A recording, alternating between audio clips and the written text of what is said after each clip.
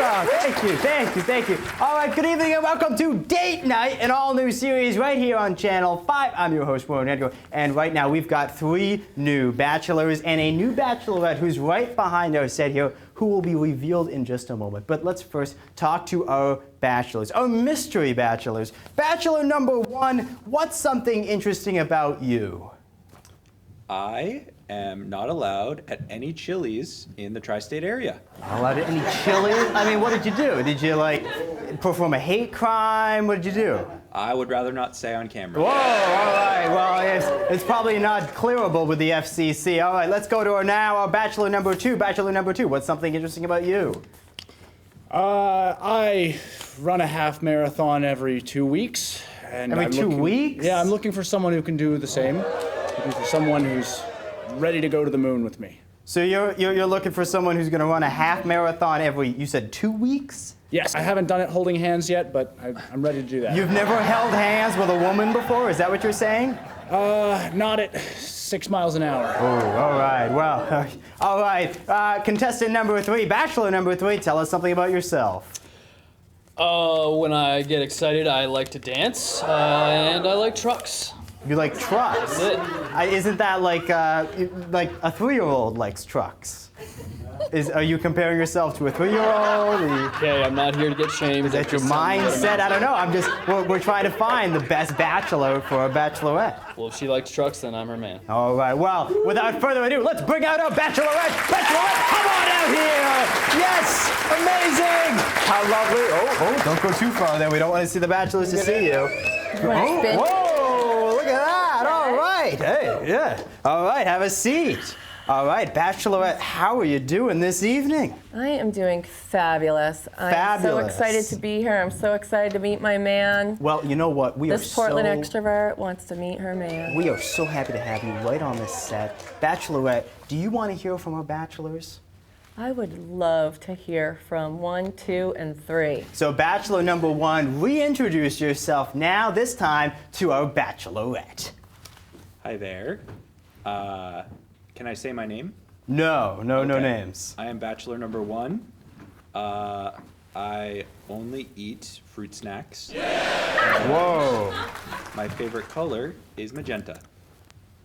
Magenta? Mm-hmm. So not only, is he talking about his favorite color, but he's talking about a snack that a child would eat. What are your thoughts on that? I mean, come on. He's gonna go home and get his snacks later. Oh, okay. Oh, wow. Oh. All right, Bachelor number 2, reintroduce yourself to our Bachelorette. Hello, Miss Bachelorette. I'm a very successful young man, and I'm looking to find love in this crazy city. I must say, your voice sounds similar. Did I see you at Cannes this year? Ooh, did he Con see? Were you Asian at Con? Bistro or Con like the festival? Yes, yeah, either one. Either Con Asian Bistro the other day. Hang on a second. You don't have to answer that. That's some nonsense over there. All right, That's fun. Bachelor number 3, reintroduce yourselves to our Bachelorette. Yeah, I like the real deal. 5W30, no synthetic, and I like trucks. You didn't hear that before. I'm looking to get it right this time. Okay, I've had a couple divorces. Everyone has, and Therapy. We're in therapy. Are you a fan of people who are into trucks?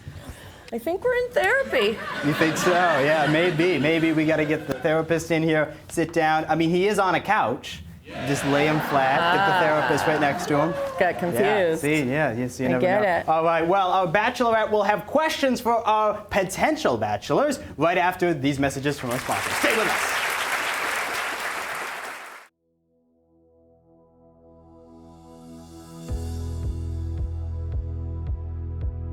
This ad break presented by Grandma. You know you need to call her.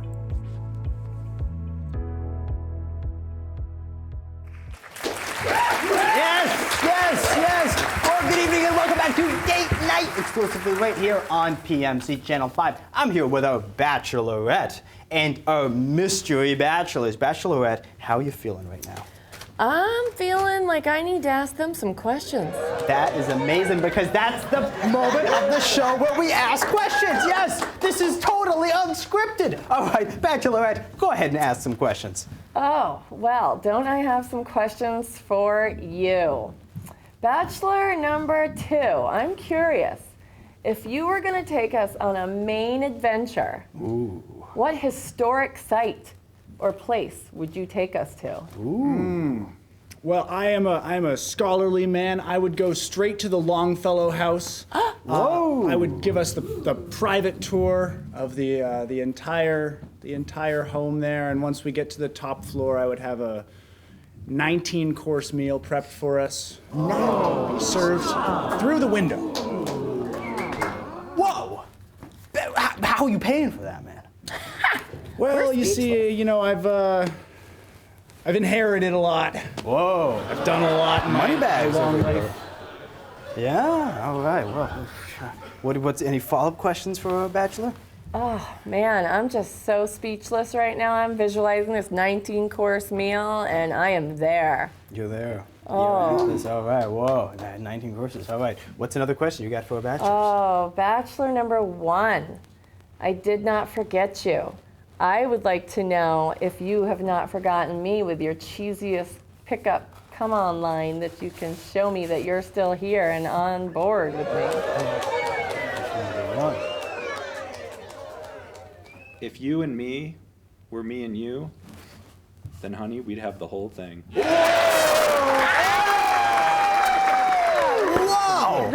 Not bad. Number Do you think one. you knocked it out of the park with that one? Wow, number 1, you knocked it out of the park. That is some Thank you. serious Wow, romancing number right one. there. Good job. Whoa. I'm blown away. In my many years of television, I've never heard a romantic pickup line like that one before. That is just, my mind is blown. All right, what's your next question for our Bachelors? Oh, I am ready to play a board game. Bachelor number 3, I want to know what kind of board game we would be and how would we play it? I think we'd be Scrabble, Scrabble? and we'd just dump the letters out and just roll around in them. Hey, this show is PG, all right? All right, gee, we're gonna get a love it. fine from the FCC over here. Oh. The letters would get stuck to our bodies. Whoa, okay, all right. Oh, what do you think of Bachelor number 3? Oh, that's fabulous. That sounds like a fun game of Scrabble. Fun game of Scrabble. Probably the best game of Scrabble ever played. You know? And the only place I've played Scrabble is at Press Hotel or Batson River Brewing. So it's going to be quite a show when we do that. Bachelor number 3, do you got the money to pony up? Bring her to Press Hotel? Nice game of Scrabble? What about that 19-course meal that Bachelor number 2 was talking about, huh? No, I don't have any of that. Whoa, ooh, okay. Well, we'll have more questions for our Bachelors from our Bachelorette right after this message from our sponsor. Stay with us. This next ad is from Mimes phoning friends home from Egypt.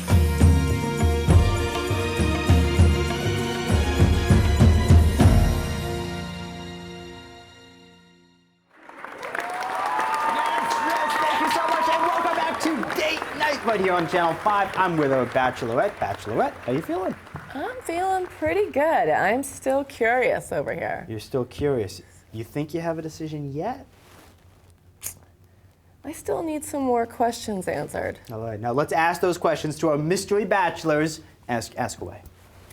So I get to choose. I am curious to, again, with the Scrabble board dispensary, I was wondering, Bachelor number 3, if we were a do-it-yourself project and had to work on it ourselves to create ourselves into this DIY project, what would it be? What would we be? I'm so glad you asked. Yeah! So I've been trying to rebuild the engine of my 4x4, and I'd work you into that, and let's just say we'd both be covered in oil. Whoa! Okay.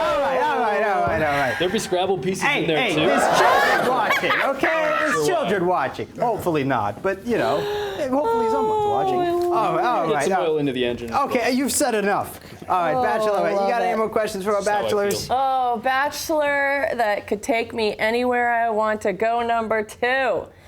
If we were to go on our dream vacation, so yours and mine, what would it be?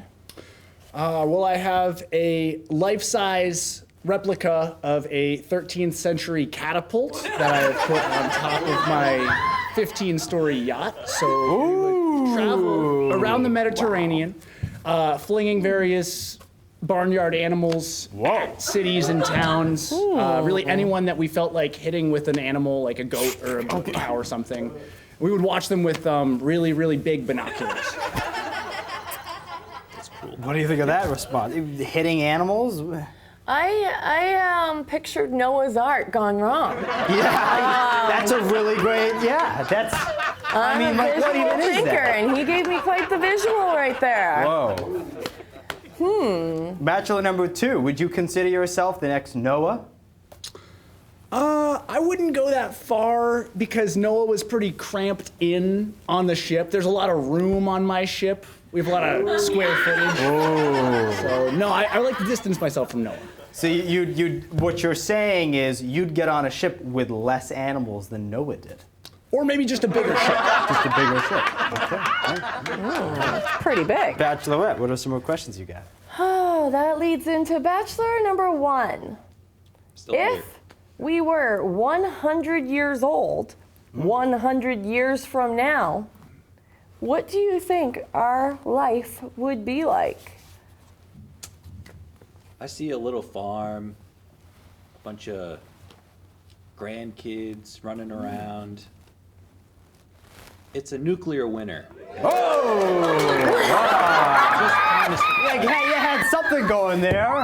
What? Ah. Does that not sound nice? You're right on. That's what I'm You doing. wanna live in a nuclear We're the apocalypse? last people on Earth, and we've got our family. And maybe some of the grandkids have like 4 eyes. That's fine. We survived. We survived. We survived. We survived. We survived. That's a heavy world. That's a heavy, heavy Are world. you getting behind any of these guys? Anything that he's saying? Oh, I may just need one more. Is there a chance to ask them all one question more? You know what? There might just be. Ask away our bachelorette. Yes, that's right. Give her a hand. Yes. All right, guys. I need to know your cheesiest, most fabulous come online that's gonna bring me back to you and reel me in this last time before I make my choice. Let's start with bachelor number 1.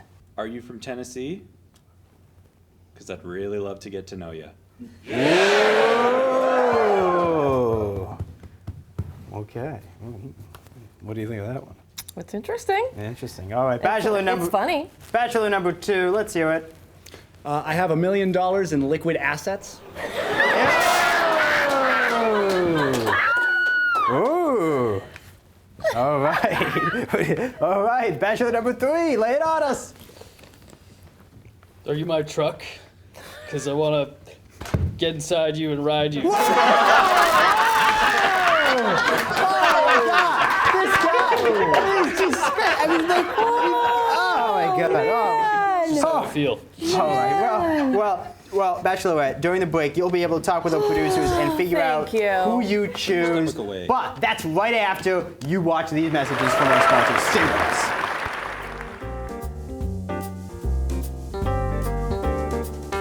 Watch Ask Christina Anything After Dark, directly after game night tonight.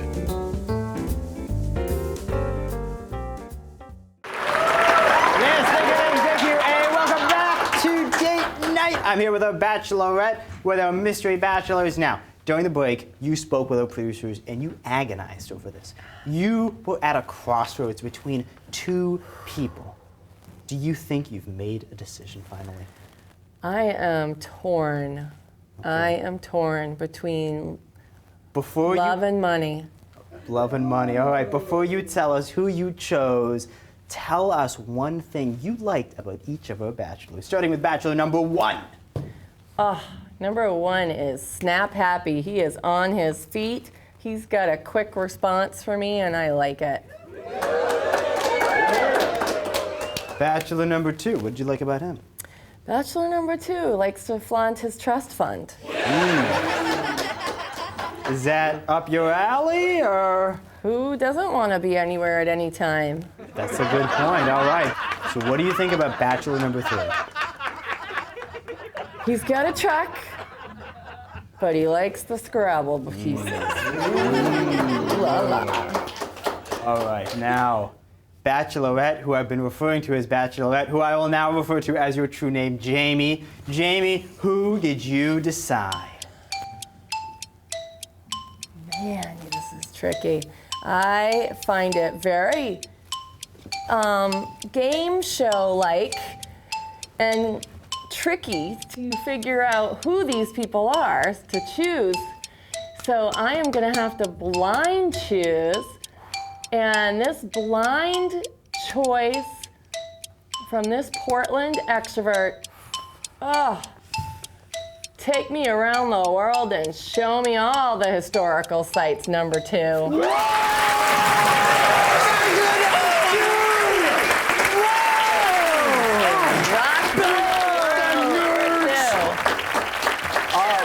Wow, look at that. You made your choice. Bachelor number 2, you chose money over love. Oh, that's shocking. All right, well, let's introduce the bachelors. Let's first with bachelor number 1. Bachelor 1, come on out, Egan. Yes, look at this guy. Look what you were missing out. Sharp-dressed man. That was hard. Egan, thank you so much for coming on the show. I still love you. All right, now, bachelor number 3, Peter, come on out here, man. Rock man. Love what you said. Whoa! Get him off the set. Oh my God. I love it. Wearing his plaid. Oh, that's sexy. All right, and now it's finally time to meet the love of your life. Bachelor number 3, a.k.a. Artemis, come on out here, man. Yes! Give him a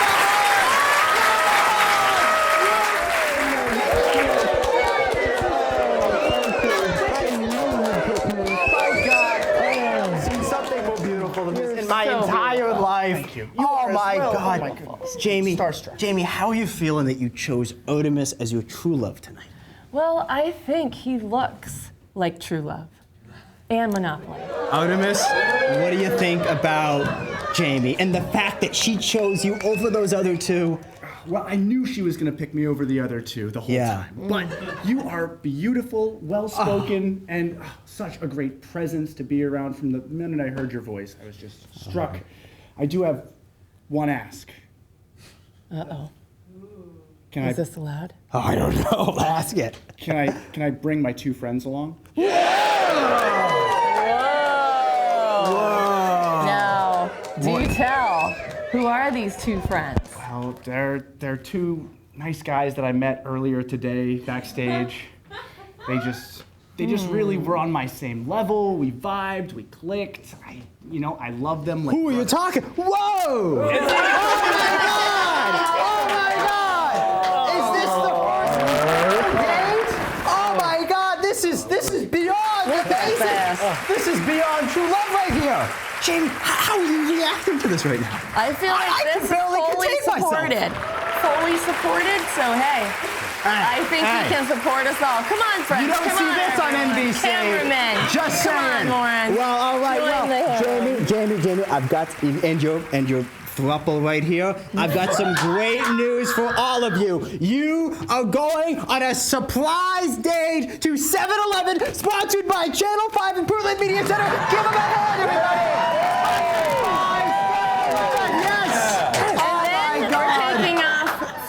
The Greek Isles. The Greek Isles, amazing. All right, thank you guys so much for watching right here on Date Night. You can catch all new episodes right after this. Stick with us because Ask Christina Anything is right after this. Stay with us. Yeah! Thank you guys so much. Thank you guys so much. Thank you guys so much. That was awesome. That was really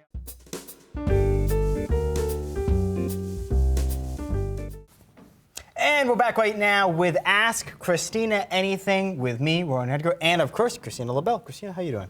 Fantastic. All right, so we're back with our second edition, and this time we're going to focus on one question, and we're going to have a discussion on that, all right? Great. So our first question is, how do you end a relationship? You know, or at least how do you slow down? Because I hear people all the time go, I'm in this relationship and we're going so fast, and I don't know how to slow down without stopping. Do you need to stop? Is there a way to slow down? Is it inevitable that you've already killed it out of the gate? I think that's almost multifaceted in the sense that when you are speeding along and you slow down, any sort of change to the dynamic feels uncomfortable. So you kind of have to navigate that of what made you speed up so fast? What does it look like slowing down? Because that can be an uncomfortable state when the same contact's not there, the same intimacy isn't there. So I think that's a really delicate dance of how do you maintain each partner's needs while still respecting the fact that things just moved too fast. How do you kind of rebuild in a slower manner? So I guess you're saying that it's a conversation that both of you need to have where you sit down and you reevaluate what's going on.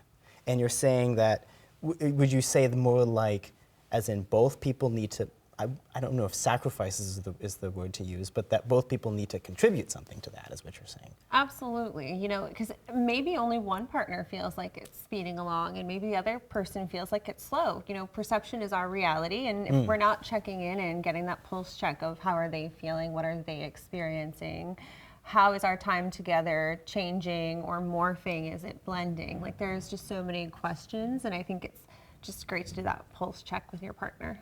But how would you approach someone like that? Because if you're already in that situation, going towards your partner and going, I think we're slowing down, that might be hard for someone because they might feel, well, if I go to my partner and tell them that, they might feel like, oh, this is over, and they might go instantly to that self-destructive mindset, or that mindset of, you know, let's get the relationship done with now. How do you approach someone with that? Because that's a really complicated conversation to have.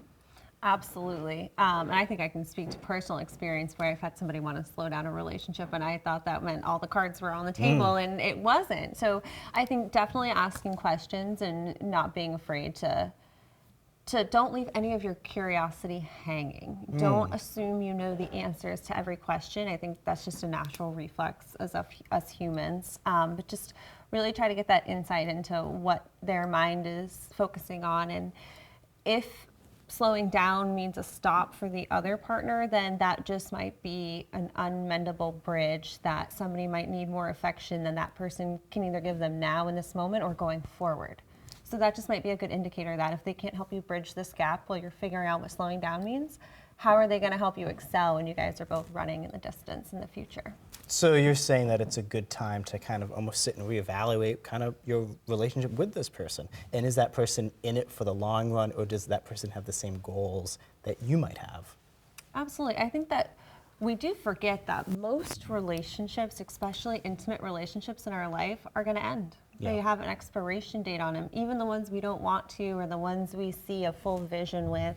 At the end of the day, most of those relationships aren't going to pan out. You're not going to end up walking down the aisle in a white dress, you know? So I think really managing that side of how we navigate relationships and knowing that not every person's the right fit, so don't try to force everything. Because I know, especially as we age, we force things that maybe we wouldn't have earlier because we're feeling society pressures or those norms to check those boxes. So just being authentic to yourself and what your needs are and not rushing forward or slowing down for somebody else just to not be alone. Awesome. I think that was really well put. All right. Well, we will have more questions right after this break. Thank you so much, Christina. Stay with us. Watch Friday PM every Friday night at 9 p.m. on Channel 5. And we're back right here on Ask Christina Anything. I'm here with the wonderful, beautiful Christina LaBelle. Christina, we have one last question from Angie from Portland. Angie asks, how do you save, or do you save a marriage if you find that your significant other, that your partner in life has acted unfaithful to you? And she went on to ask, what if you're in a situation where you have kids, you know, where you've dedicated your life to be with this person and you find that they're unfaithful. In that situation, can you save that marriage? Should you save that marriage? What do you think? I think this is multi-factor. I think my first question out of the gate would be, was this a one-time intimate encounter or was this an illicit affair? And that would be the biggest piece of information I would need to work on. I think I could have a lot more forgiveness for my partner if they had a weak moment versus a total lapse in judgment over and over again. So that would be probably what I would examine first, of what truly did take place. And then my next question would be just where I am in my family dynamic. How old are my children? Am I going to be stable enough on my own if I made that detachment from my spouse, and what would that look like for myself? And then also, I think that you need to know of what kind of relationship do you have? Is it one that you think you could get back to the place where you started? Because I do think some people can work through infidelity, and it really all depends on that stage and where you're at and kind of how you think you can proceed forward. So if we were to kind of address some of these questions and say, okay, let's say this was a one-time thing, that is different in your book, you would say, than an actual committed affair?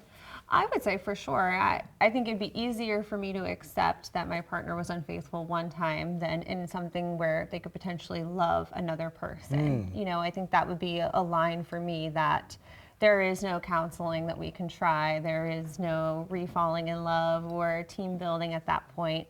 For me, it would just be writings on the wall. And then it would be the next step to protect children throughout that separation and what that would look like. But I would proceed forward with that. So would you say that, and back to the point about children, you had mentioned it depends on the age of the children. Would you say that it's okay to separate if your children are older or younger? Like is there a good time to separate when you have children? Is there an ideal point? Should you? I mean, I think that's almost an impossible question to ask, but I think the older the children are, the easier it is, where they don't need to necessarily know all the details, but you should be honest with your children. Yeah. And if you're separating because of an affair or because of infidelity, that should be addressed to a degree. You know, details don't need to be had, but they do need to have the true information so they can process and understand, and also not harbor resentment in the wrong way. You know, it's a moment of teaching for what decisions can make for the lasting effect. And would you say that, let's say you had children at a somewhat mature age, we'll say 14, and you were to then, separate with your significant other, is it advisable to stay together in some capacity, as in to maintain somewhat of a friendly friendship for the sake of your children, or do you think it's entirely up to you and how you feel?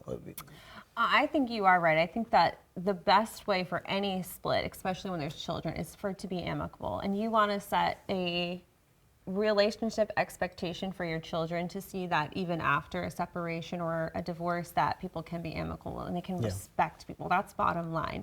You want your children to respect people in their lives in the same manner, in the same capacity that you want to be respected. So I always admire when I meet a new potential date and they're friends with their exes. I never feel challenged by that. I say that's a line of respect, that they appreciated that person. And even though my marriage is deteriorating in front of me, I had 14 good years, or I had 20 good years, and for that I will respect, and for that I will honor. So I kind of look at it that way of, why would you want to go into it and tear each other apart and make things that are already difficult way more difficult? That's really well put, and I think it would also be a teaching moment for your children in saying, this is how you deal with a relationship like this, because they're human, they're going to grow up, and they might encounter the same things. Absolutely. It's about self-respect at the end of the day, and what you can handle and what you deserve. And I think being a good example of that is important even through the most difficult transitions in life, and that could be divorce. Yeah, all right. Well, Christina, thank you so much for coming on and answering these questions. You can send in your own questions by emailing us at askchristinaanythingpmc@gmail.com. Thank you so much, and we'll see you later. Thank you.